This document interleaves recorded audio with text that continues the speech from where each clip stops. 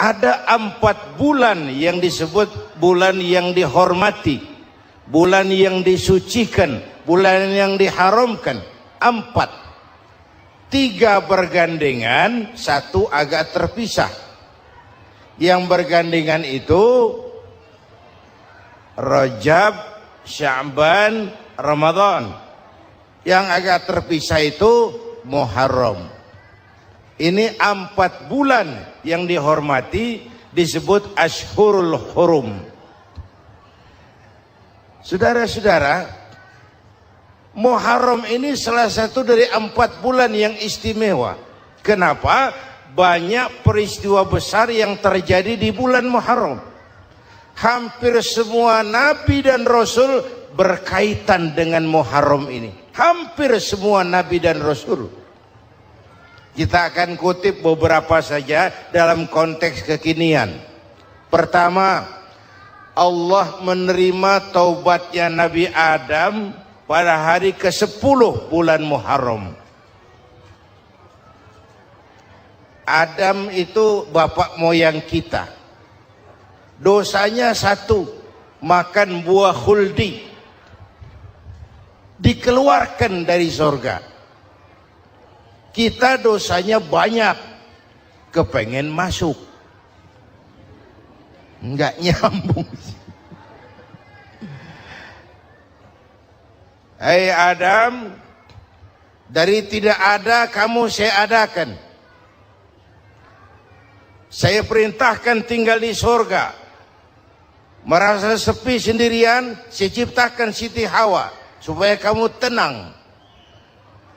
Kamu boleh nikmati semuanya. Ini boleh, itu boleh, ini boleh, itu boleh. Makan, makanlah yang kau mau.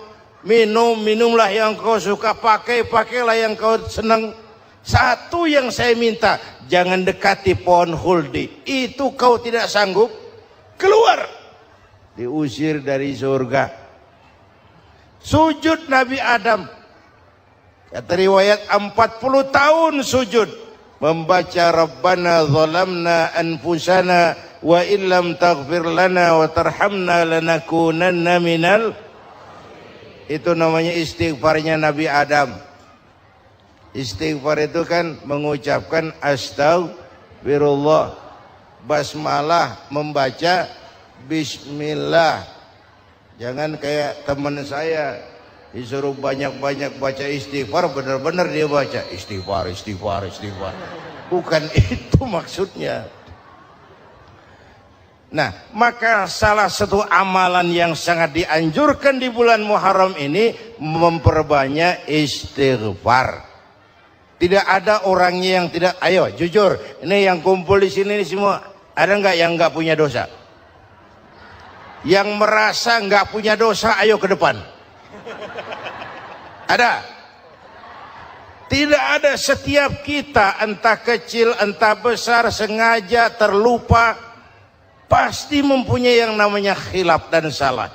Dan Allah Tuhan kita bukan Tuhan pendendam.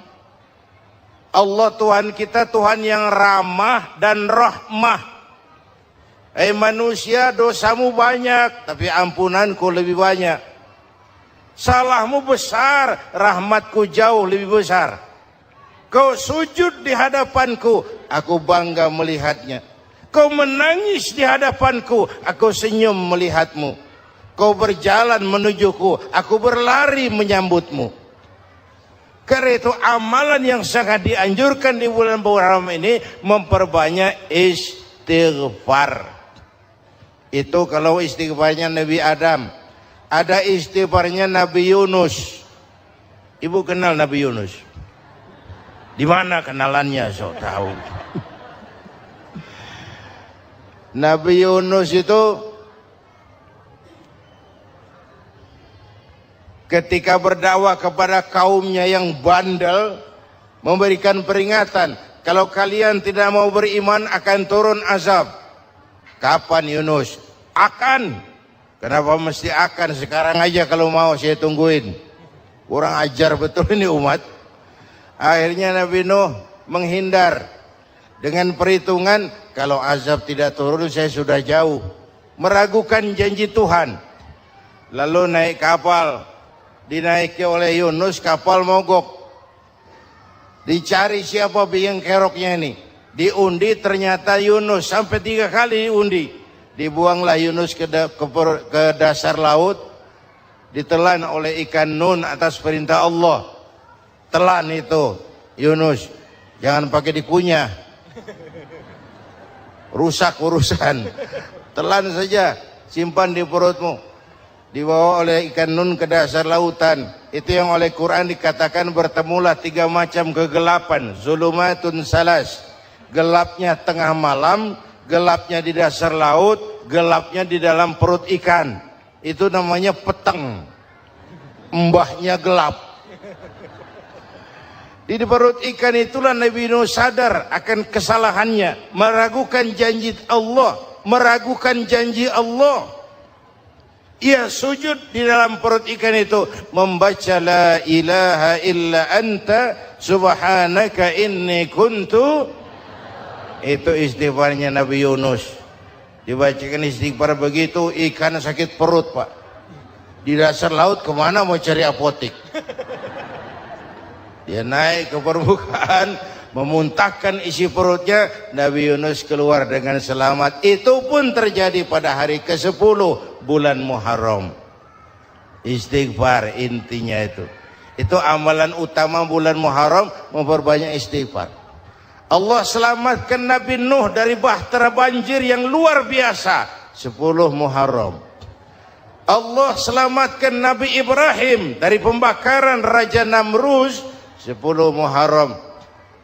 Setelah Nabi Ibrahim itu menghancurkan berhala-berhala, Abrahat pulang mau ibadah, lihat Tuhannya berantakan, marah besar. Siapa yang menghancurkan Tuhan-Tuhan kita ini? Ada yang lapor, kami lihat Ibrahim. Tangkap. Belum ada bukti, tangkap dulu yang penting. Bukti belakangan. Tangkap. Wah, dikerahkanlah aparat. Tangkap Nabi Ibrahim. Disidang langsung oleh Abrahat, oleh Namrus maksud saya.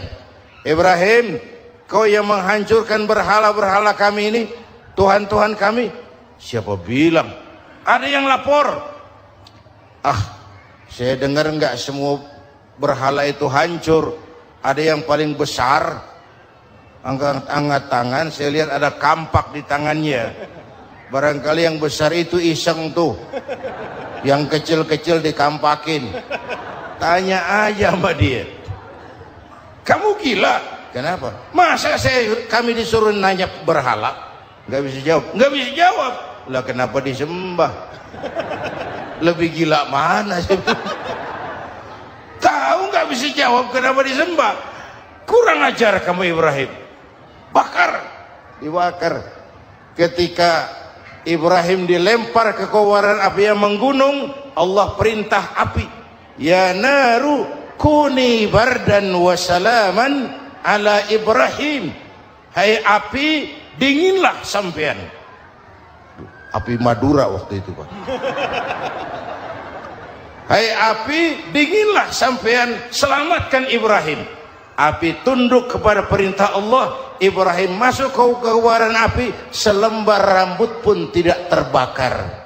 Kenapa? Apinya tunduk kepada perintah Allah. Kenapa? Karena Ibrahim orang yang takut kepada Allah. Api tunduk kepada perintah Allah.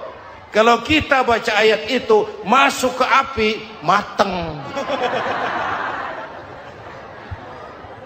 Sudah hadirin yang saya muliakan, oleh karena itu selamatnya Ibrahim dari pembakaran Raja Namrus itu pun pada 10 Muharram, Yaumul Asyura, hari ke-10 dari bulan Muharram. Baik. Itu Ibrahim. Hadirin hadirat yang saya cintai, sebagian kecil tentang Nabi Adam, Nabi Ibrahim dan Nabi Yunus, tapi saya belum menceritakan tentang Nabi Nuh tadi.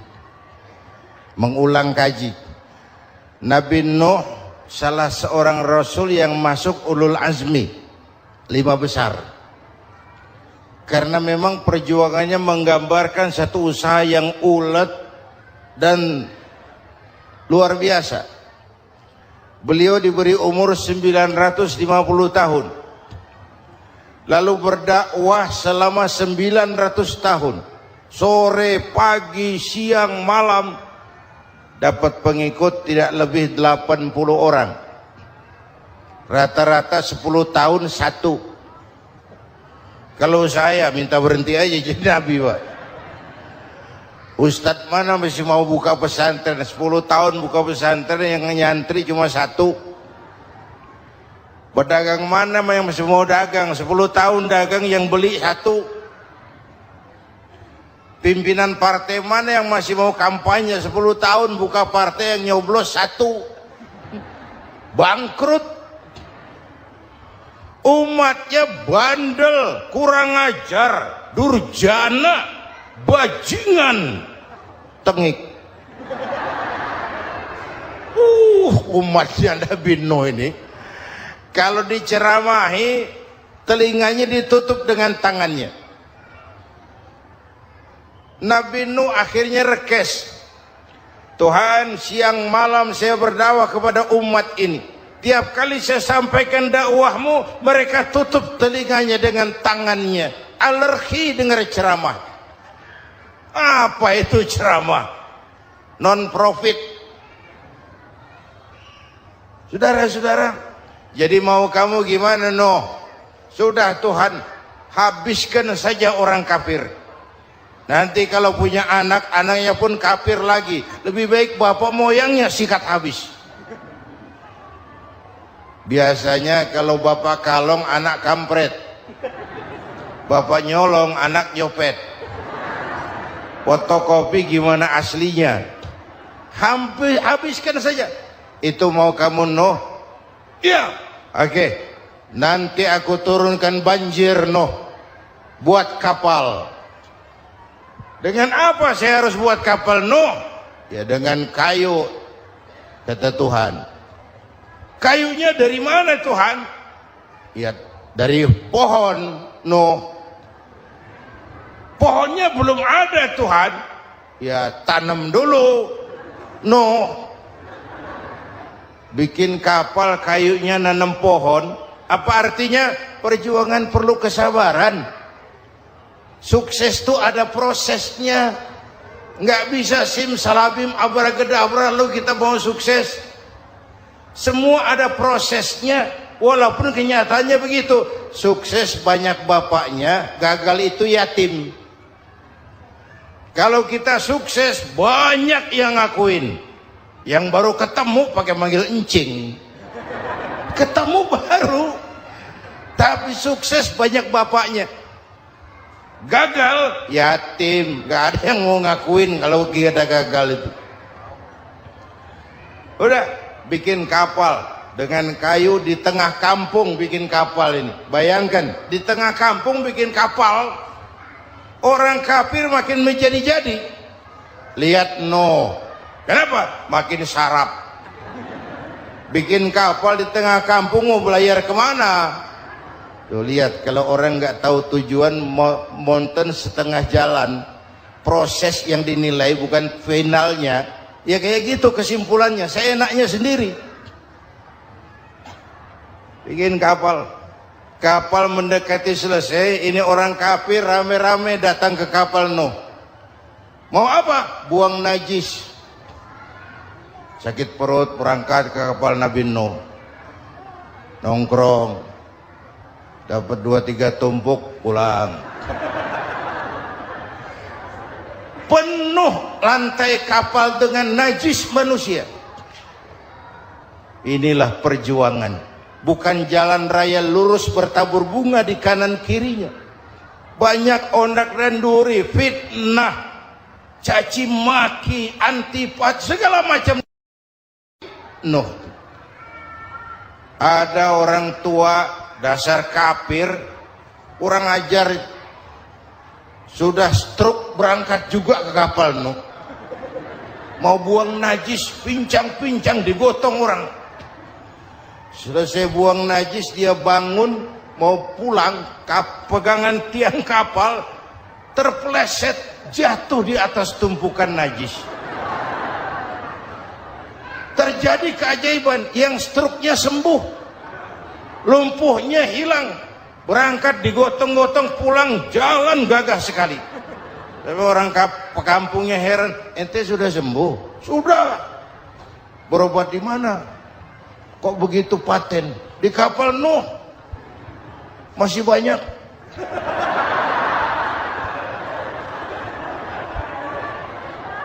Yang berasa perlu obat bawa rantang. Ambil bersih lagi geladak kapal itu. Sudah selesai Nuh? Selesai. Oke, kau orang yang beriman bersamamu, binatang serba sepasang, naik Nabi Nuh, naik orang beriman, naik binatang serba sepasang. Ini cikal bakal penyelamatan manusia, Pak. Naiklah orang beriman, sudah naik semua, Nabi Nuh kontrol. Ini contoh buat kita, kontrol. Sudah naik semua teman-teman, sudah. Pemimpin yang baik bukan cuma terima laporan di belakang meja. Laporan itu yang mana juga bagus. Sama juga kampanye yang mana juga merdu. Kalau aja yang dihitung. Pernah ada calon bupati kampanye janji, kalau saya berhasil kita akan banyak bangun jembatan di daerah kita. Ditanya, Pak, nggak ada sungai di kampung kita, Pak. Dia bilang, sungainya kita bangun sekalian. Udah kadung janji, mana pula orang mau bangun sungai ini. Saudara-saudara, kontrol. Jangan cuma tunggu laporan di belakang meja, semua laporan bagus. Ya, Bu? Bu?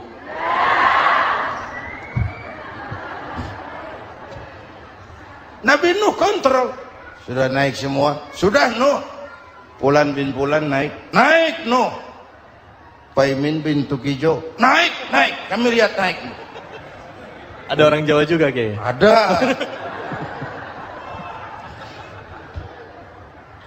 Sudah kontrol. Kanan anak saya ikut nggak naik kapal? Kami tidak lihat itu Nuh. Kanan. Ini potret. Bapaknya aktif ke masjid, ibunya rajin ke majelis taklim, anaknya keleleran kemana-mana. Bukan di sini, di Prancis. Udah di sini insya Allah sama.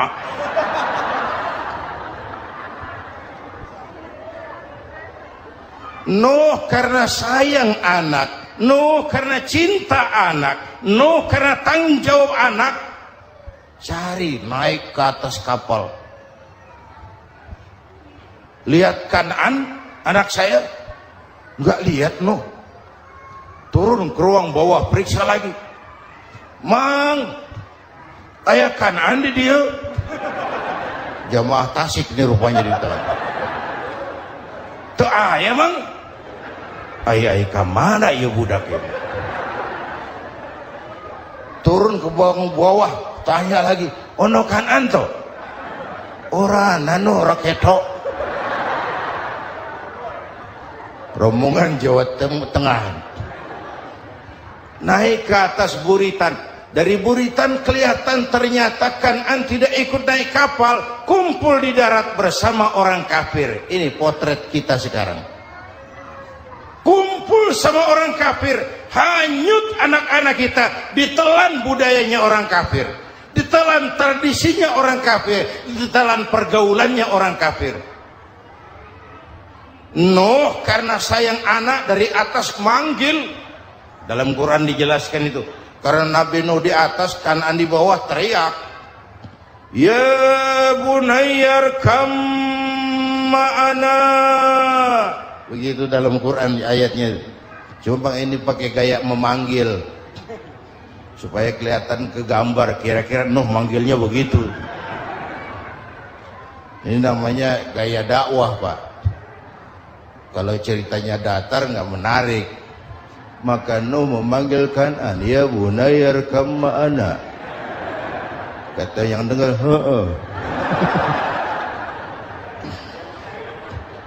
Ini gaya orang manggil, ya bunayyar kam ma'ana. Kan'an, kesini nak, naik kapal sama papi. Kata Kan'an di bawah itu, enggak mau papi, John di sini saja. Kata Nuh, jangan nak, Allah sedang murka, akan turun banjir. Kalau datang banjir papi, sa'awi ila jabalin ya'simuni minal ma'. Saya akan naik ke gunung tinggi yang bisa menyelamatkan saya dari banjir. Kan'an naik ke gunung, gunung dihantam banjir, Kan'an mati. Sampai sekarang. Yang kelima, Nabi Musa, kisah Muharramnya ini. Lahir dalam kondisi yang sulit. Karena Fir'aun mimpi akan lahir seorang anak dari keturunan Bani Israel yang akan menghancurkan kerajaannya. Kata Fir'aun, sudah lahir belum anaknya? Belum. Kalau gitu mulai malam ini laki-laki dilarang bergaul sama istrinya. Semua perempuan hamil di bawah pengawasan negara. Mulai hari ini kalau lahir anak laki-laki terutama Bani Israel, penggal. Satpol PP disiapkan. Udah ada kayaknya. Ada. Patroli. Bayangkan, nah Fir'aun itu bikin undang-undang seenaknya sendiri. Apalagi merasa kekuasaannya dalam ancaman. Penguasa manapun kalau merasa dalam ancaman, panik. Padahal kekuasaan itu kayak harimau. Makin lama ditaiki, makin sulit turun. Kenapa? Karena macannya makin lapar. Naik terus capek, turun dimakan harimau. Serba sulit. Saudara-saudara, kalau kita mau belajar dari Pak Harto, saya melihat kekurangan Pak Harto cuma satu, terlambat berhenti.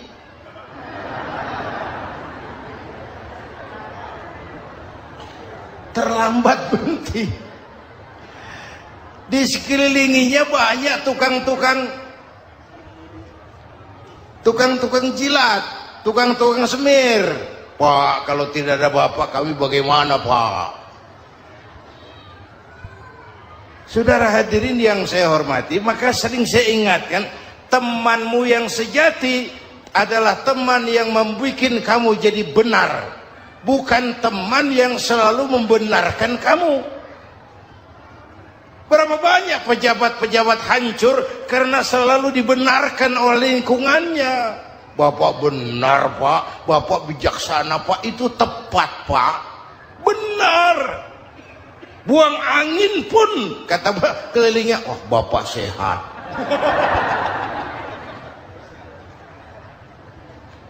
Temanmu yang sejati, teman yang bikin kamu jadi benar, bukan teman yang selalu membenarkan kamu. Bapak Ibu hadirin yang saya hormati, tapi kehendak Allah terjadi. Lahirlah Musa. Bayinya dihanyutkan di sungai Nil. Bayi sudah menderita, dihanyutkan di sungai Nil. Dan akhirnya besar di lingkungan istana Fir'aun. Diriwayat oleh Ratu Aisyah, perempuan Fir'aun, setelah mulai berjuang, terjadilah itu. Musa dan pengikutnya dikejar oleh Fir'aun.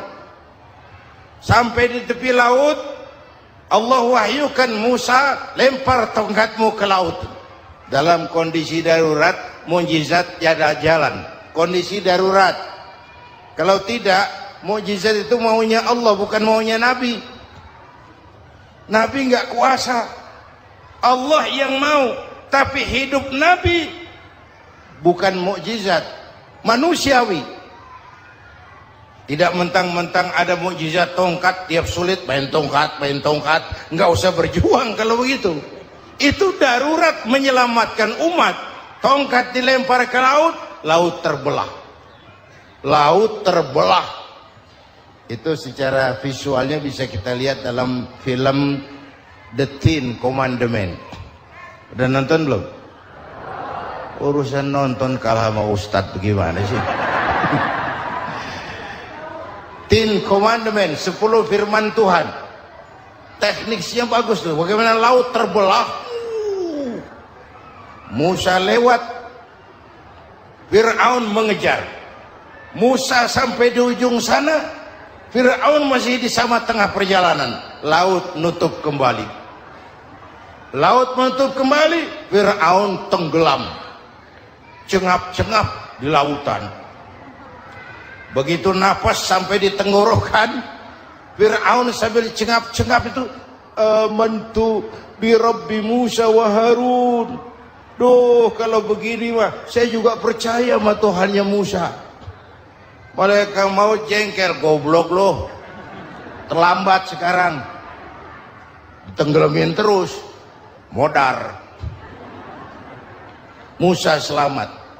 Fir'aun mati. Jenazahnya, jasadnya terdampar di pinggir laut. Beberapa waktu kemudian ditemukan orang di mumi, di balsam, diawetkan. Itu sesuai janji Quran. Wa kadzalika nunajjika bi badanika litakuna liman khalfaka ayah. Kami selamatkan badan kamu agar jadi pelajaran bagi orang-orang sesudah kamu nanti. Janji Quran tepat. Janji itu 14 abad yang lalu. Jasad Fir'aun ditemukan di mumi, diawetkan, dibalsam di bawah nama Pharao Ramses II. Sekarang tersimpan di Museum Negara di Mesir. Kapan-kapan nanti ibu main ke Mesir, mampir. Naik ojek paling berapa itu? Orangnya tinggi, hidungnya mancung, pokoknya pantaslah jadi Fir'aun. Selamatnya Musa di kejaran Fir'aun di ujung sana itu terjadi pada hari ke-10 bulan Muharram, yang oleh orang Nasrani diperingati dengan hari raya Paskah. Mereka melaksanakan puasa, mensyukuri nikmat keselamatan dari kejaran Fir'aun. Makanya kalau kita ikut puasa di bulan Muharram, bukan mengikuti syariatnya Nasrani, salah. Karena Nabi mengajarkan, itu sumbernya. Bukan ikutan sama ibadahnya Israel. Tapi memang agama ini kan merupakan mata rantai. Datang Rasul baru melengkapi Rasul sebelumnya, datang Rasul baru melengkapi Rasul sebelumnya. Mata rantai yang berkaitan. Setelah Muhammad selesai, selesailah tugas Nabi dan Rasul. Selesailah misi Nabi dan Rasul. Tidak ada Nabi lagi sesudah Nabi Muhammad. Itu harga mati, titik. Gak ada kompromi. Siapapun sekarang ini nggak datang ngaku jadi Nabi, wajib tidak percaya. Wajib tidak percaya. Tapi kaitannya memang, kita bilang Nasrani, orang bahasa Arab, bahasa Ibraninya Nazaret, Nasiroh, Nazaret. Itu beda dialek. Kita Daud, dia David.